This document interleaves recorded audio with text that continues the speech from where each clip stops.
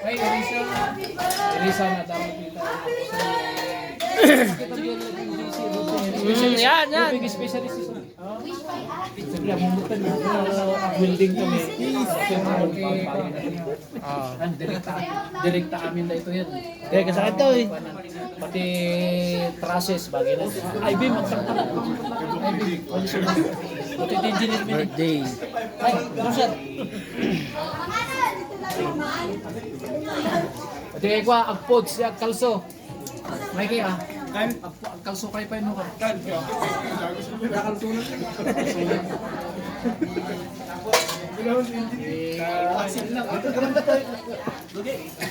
Pagpapata, wait, nagawa ka mo mati pang konsumit ko. Patapata ka? Wait, son. Kuna nun ni Palman. Taro pa naman di ba kay Palman? Ay, magaling. Mata.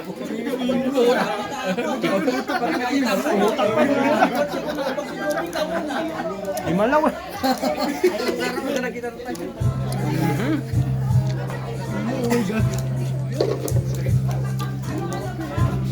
Break.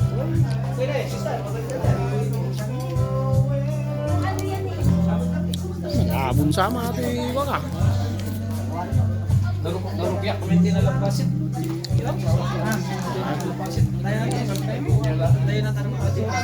Party.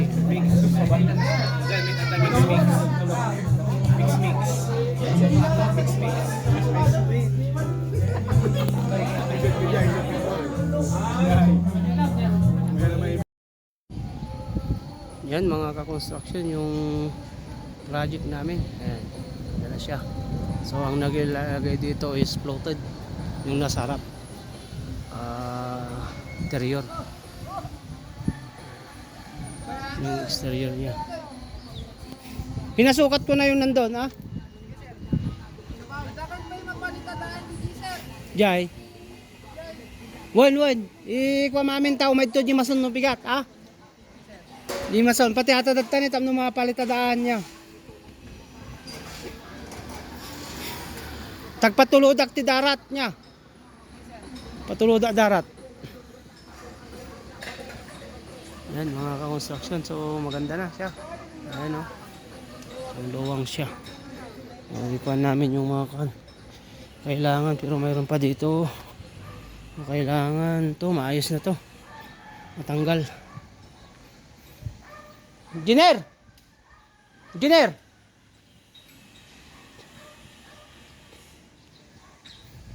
So mayroon pa dito eh.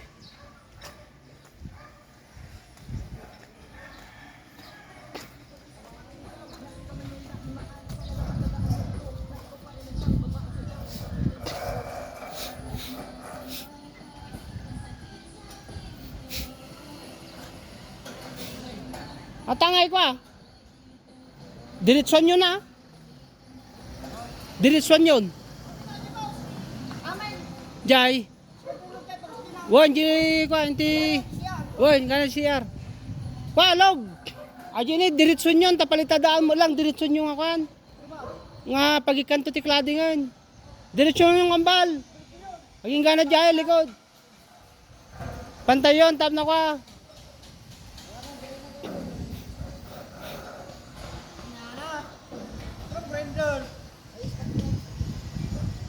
Yan mga construction. Yan mga ka-construction. So bali turnover namin ngayon itong nagginawa naming roof, yung extension renovation. Yan, saka yung cladding niya. So yung cladding niya napakataas yan. Yan mga construction. So maganda. Spandrel. Yan. Spandrel. Tapos yung cladding saka yung roof. So may babagay din nilagay na design niya. Yan. So yung mga gustong mag-estimate mga construction sa mga cladding, PM lang kayo. Pre-estimate tayo. Yan. So ang purpose kasi niyan kahit na yan nakikita nyo dati yan sa unang vlog ko mga construction yan ay na prime parang ito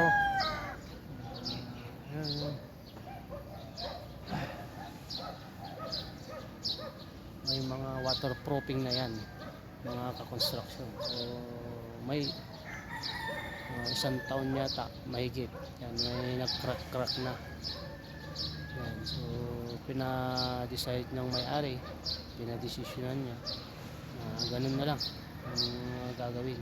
Yan kasi pang matagalan na yan na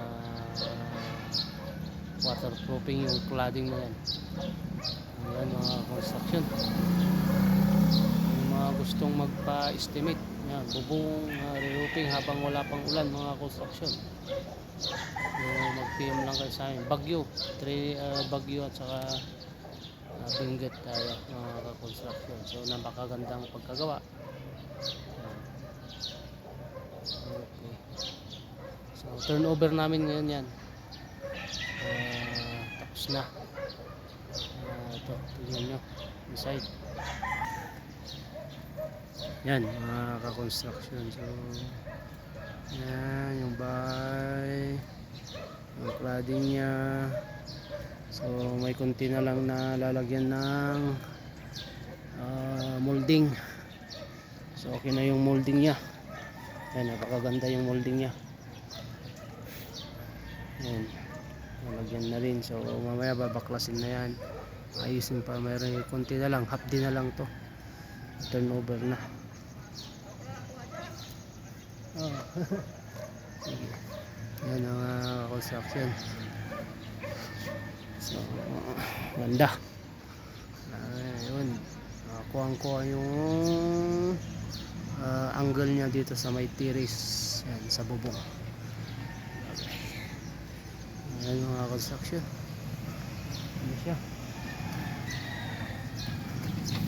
Yan yung mga gustong magpa renovation ng roof, structural, meron tayo. Kung gusto nyong mag-design saka engineering analysis sa mga project, sa mga building permit, yan, pwede tayong kumuha rin kung kinakailangan ng building permit.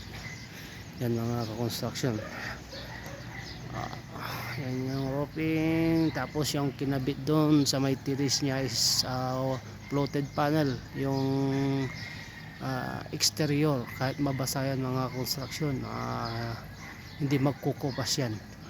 Yan yung mga bago ngayon na modern na pang malabas. Yan, maganda yung combination niya.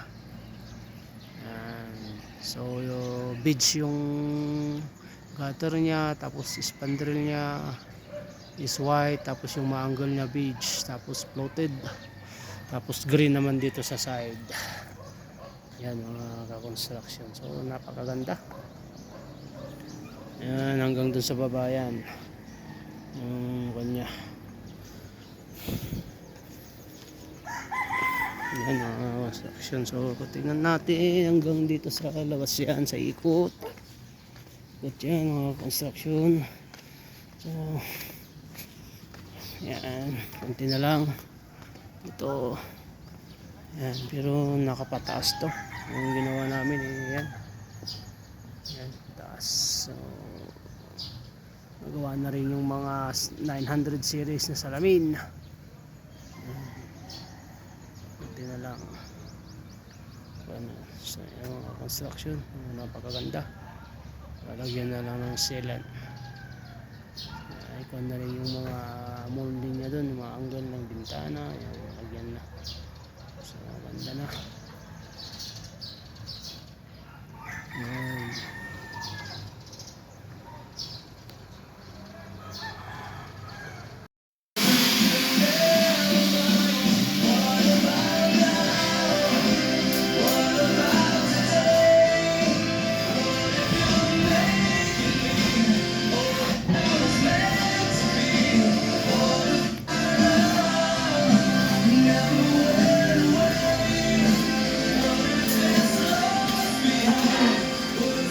Sublikto mo lang niya. Sarin nyo ba? Sarin nyo atoy? Okay lang. Ano, subli mo lang damdama. George, nagkakausap ko kayo. Nagkakausap ko. Nagkakausap ko ka. Okay. Nagkakausap ko. Ayun na. Ready, roller.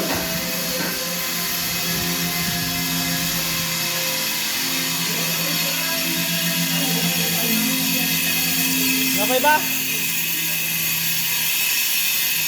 Sarang ba ito? Oy, sarap. Dapat kami din. Nagadaw. Tangkol ay damot. Perakinaptan. Diba na eh? Nagadaw.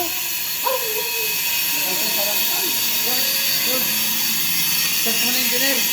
Pakiana naman lang kay Diyan. may tangki. May tangki. Ay, ay. Ayalis na. Sige, sige. Matay sana. Wan. Sakto Biyernes. Biyernes mo rin bakit? Ay, ay. Sige.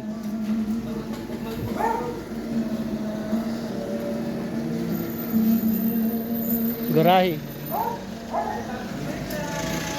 Yan yung duplex na may garahe.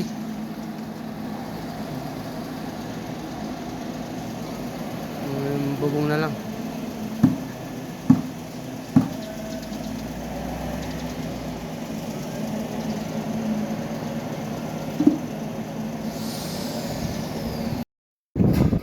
Ayan mga ka-construction. Isa na natin yung project natin. Dito may bakaking.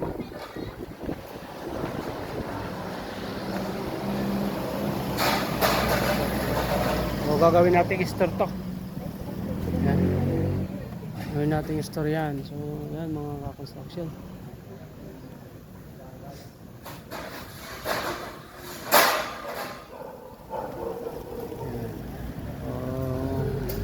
Isa na natin wala na ito kalibabagbagin to lahat. So, yung area maliit lang siya bagbagin. Diyan na yung mga natin. Umpisan natin bukas ang magukay. Bali tatanggalin lahat to. Kalagay dito. Yan mga balbal na rin. Balin. Re-rebit natin. Yan mga construction.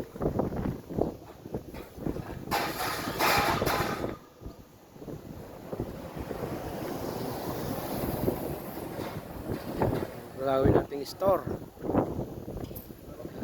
Yan naman easy is transcend.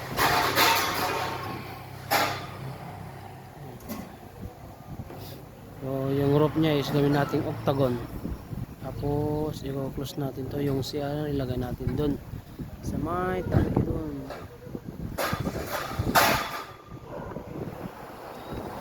Ayan mga ka-construction. So i-renovation natin. Mga gustong magpa-renovation ng mga kanilang bahay, mga construction, yun lang.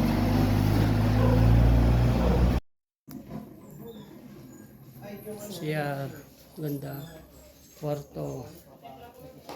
Oh, kwarto.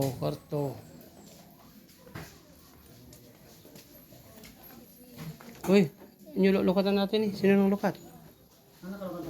Ha? Erika Pio.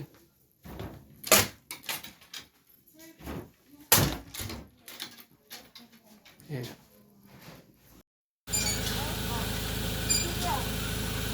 Ayan, mga ka-construction. So, ginagawa namin yung cladding ngayon. Ito. So, yan. Tignan nyo, construction. Yan. Baba ko. Na-waterproofing yan. Dalawang beses na na-waterproofing yan, mga ka-construction. Pero, tumatagas pa rin yung tubig. Kaya, nag-decision yung may-ari na nagpasama na ganyan na lang ang sinabi kong gagawin kahit ilang beses mo kasing i-waterproofing yan, makapal na yung waterproofing niya, babalik pa rin yan. So cladding talaga ang solusyon mga ka-construction. So mga gustong magpa-estimate mga ka-construction, PM lang sa amin at bibigyan kayo ng labor and materials. So bali third floor to. Yan. Ang ginamit dito is mini rib yan, labas. May nakalagay na rin yung clapping. Sigurado yan, 100% yan. Construction na hindi natatagas yan.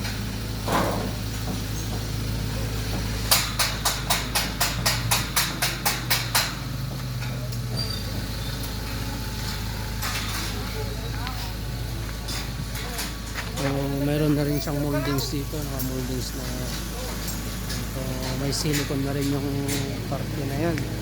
Ito may silicone yan.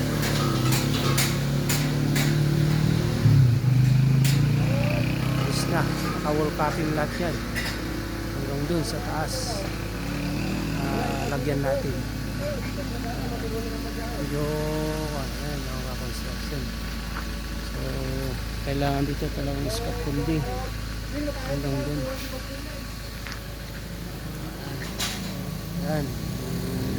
Ngayon natin yung mga scaffolding muna natin. Okay. Ikan nyo tilak na dyan nga to. Ay. Construction. Malayo-layo. Di pa muna. Dapat klamyo. Ha? Tungan ka talaga. Samulay baga natawanan. Visit ka. Tamok sakto. Wow. Amuihan nyo lang malpasada. Nagado kayo Uy. Karanta. Pasala. Nimali sa kalas dyan. Sa dangom na nimali sa ngawa. Nawa merinda. Kasdya lang. Wakpak. Ngit.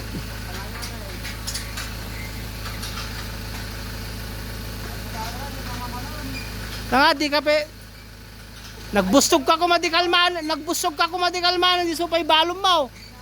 Kalanwang. Di.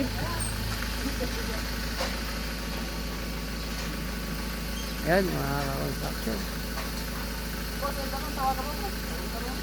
Ay baga kon.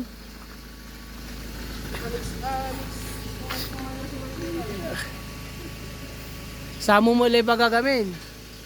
Nawanan, loko. Ayan mga construction. So hanggang dito yan. Sakto lang naman yung pagitan. Mga ka-construction is 10 cm. Yan 10 cm. Sakto lang yung isang spandrel na pagitan.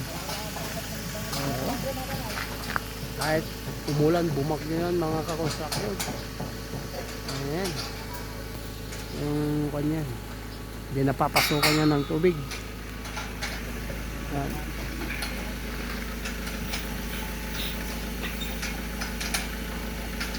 Bali, ang nilagay natin rivet dyan.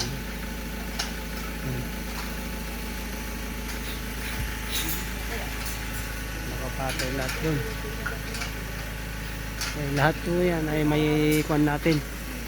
Malalaking rivet. Yan, naka-rivet lahat. Yan mga construction. Kita nyo, kita ba? Yan. Medyo kwan kasi ng kwan. Naka-rivet lahat yan. Hanggang dun, bawat parlina. Yung kwan niya, pagitan niya is 1.5 yung pagitan ng parlina yan. So nakaribit lahat yan. Log! Ano yung log? Hoy, ribita mami nga parlina na.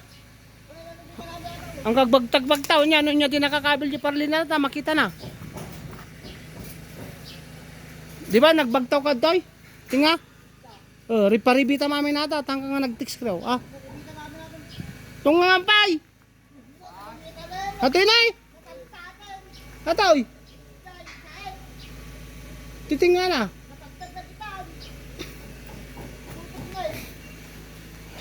Mga kwa ka ti text ko. Ha? An? Gumalas nga an bawat yero. Bawat nagsaybam kam ti text ko na. Oy. Tano dalang ti ko na tano na mas malalo nga tumibay niya. Yes. Yes. Turan. Gambay. Ang ali pwede break to. May pakpak. Yan, may pakpak. Tani.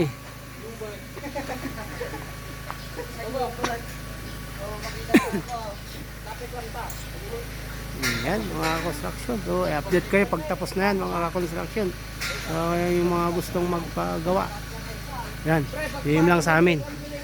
Susukatin natin. Pre-estimate naman tayo mga construction. Yan. So pagkatapos yan, papatingin natin sa may-ari kung approval na.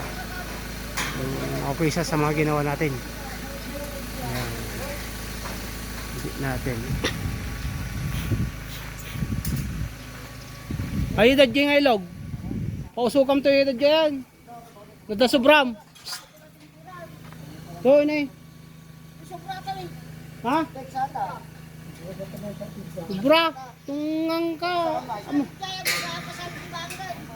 Amo nga rin nga dadadawalan ha. Nga mita, mga ikabil kata nito, sirok natin Atoy. Tam nagtakas sa jibaban, basta kamlat ta jibaban. Tam nang nga napangi mat niya. Tadi yun.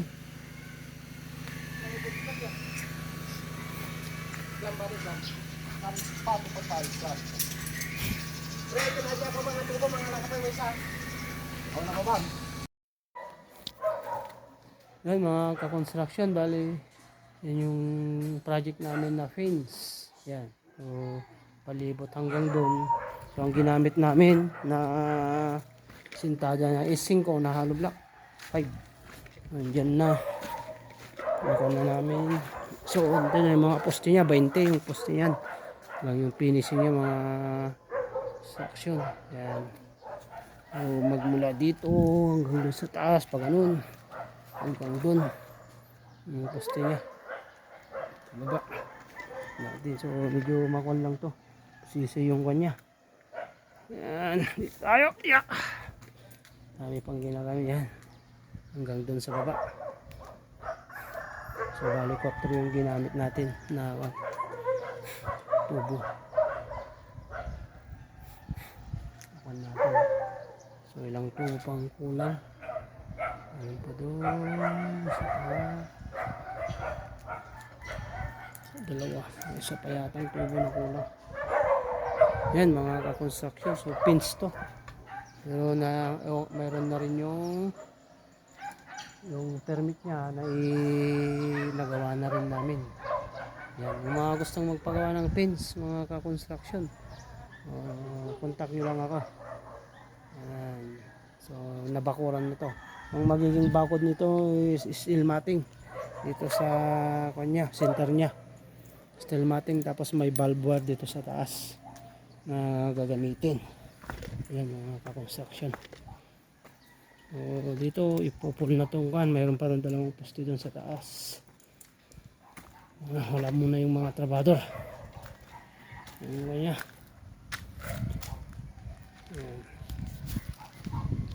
Hanggang doon. So ang kakuan dito may mga bato na malalaki dito. So medyo mahihirapan tayo ng konti na pagpuposte. So kailangan i-bound na lang namin dito. Yan mga construction. So yun, tibag na yung lupa niya. Wala na, kailangan to ma-retaining wall to. Kailangan ng retaining wall to para maayos yung kanya.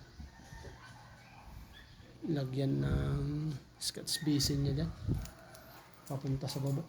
Punta sa baba para hindi masira yung kanya. Yan natin.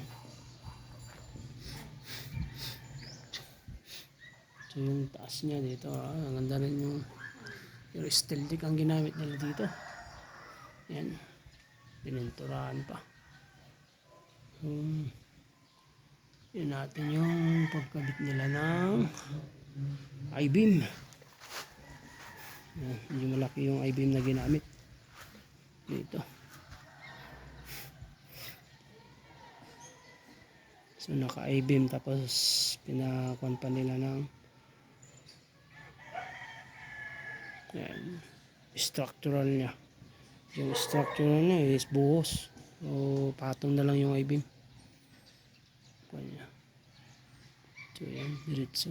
Ayos din. Magawa. 5.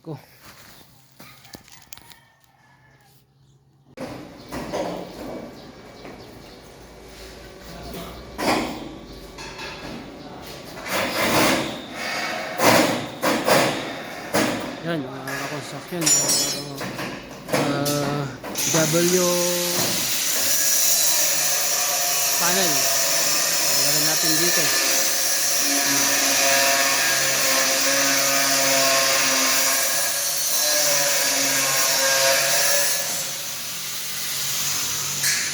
WPC panel.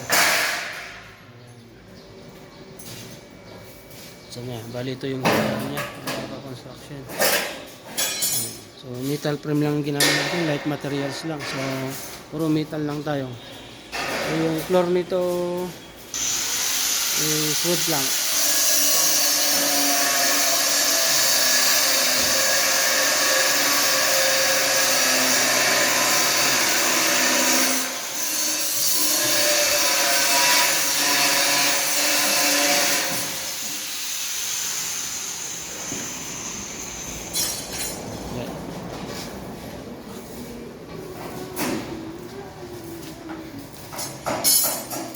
Umulang ato yung libar na awan ti ko ta. Dabay!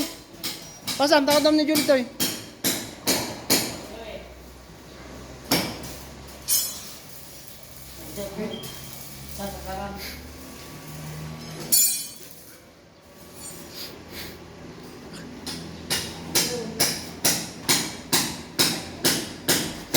Yan, mga kakonstruksyon. Lahat. Yung sa baba niya. May mga dawol. So, bali bubuksan natin ito.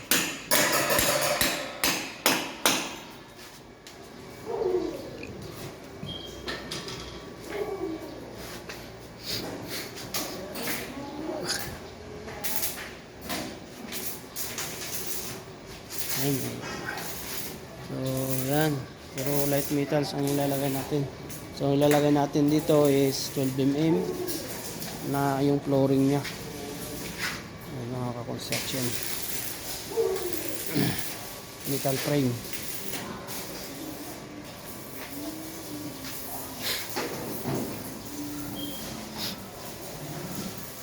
SRC. Yan ang mga magagaan.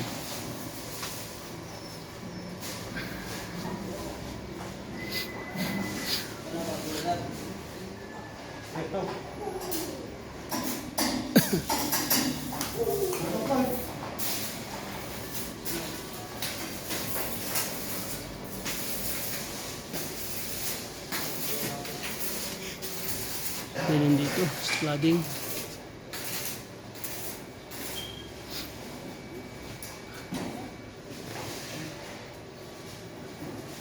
Sitat ng mga